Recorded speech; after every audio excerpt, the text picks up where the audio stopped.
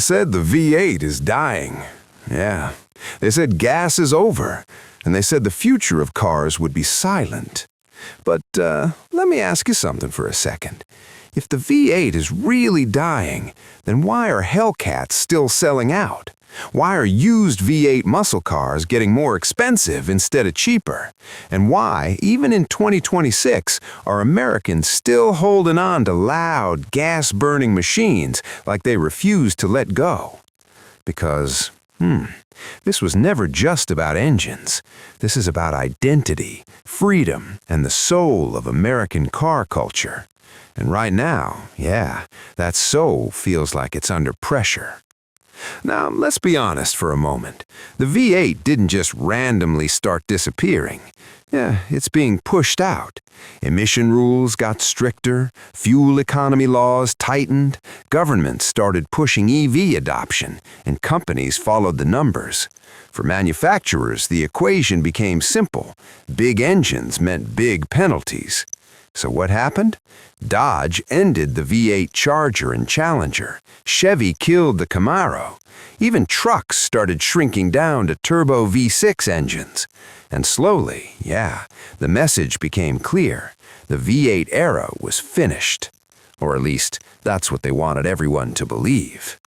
But then, something unexpected happened. Americans didn't move on. They didn't switch quietly. They pushed back.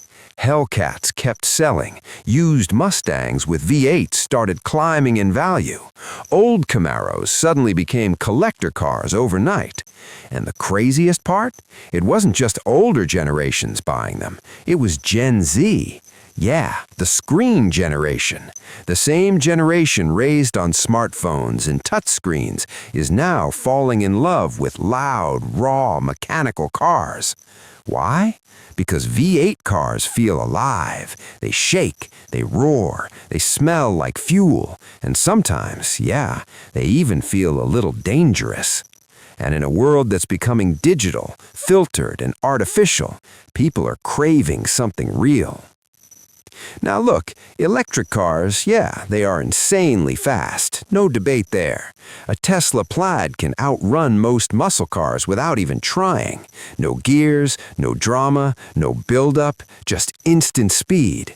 And for daily driving, EVs are honestly perfect. Smooth, quiet, efficient. But for enthusiasts, speed alone isn't enough, because driving was never just about numbers, it was about emotion. A Tesla feels like an appliance, a V8 feels like a machine. One is impressive, the other is unforgettable. And that's exactly why performance lovers haven't fully switched yet. And here's where things get deeper.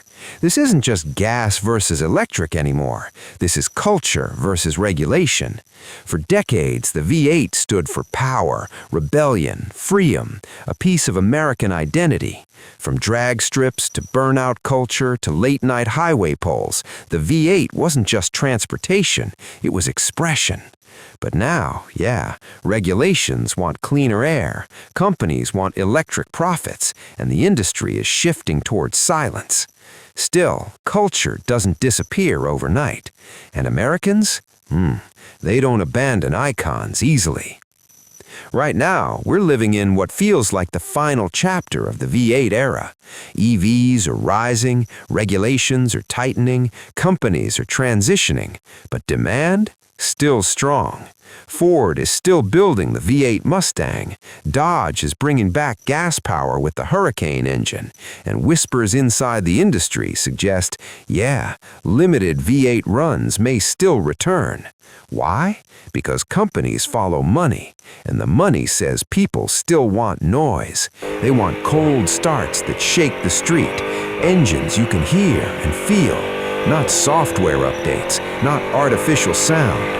Real combustion. So, is the American V8 dying? Yes and no. Mass-market V8 cars might fade away.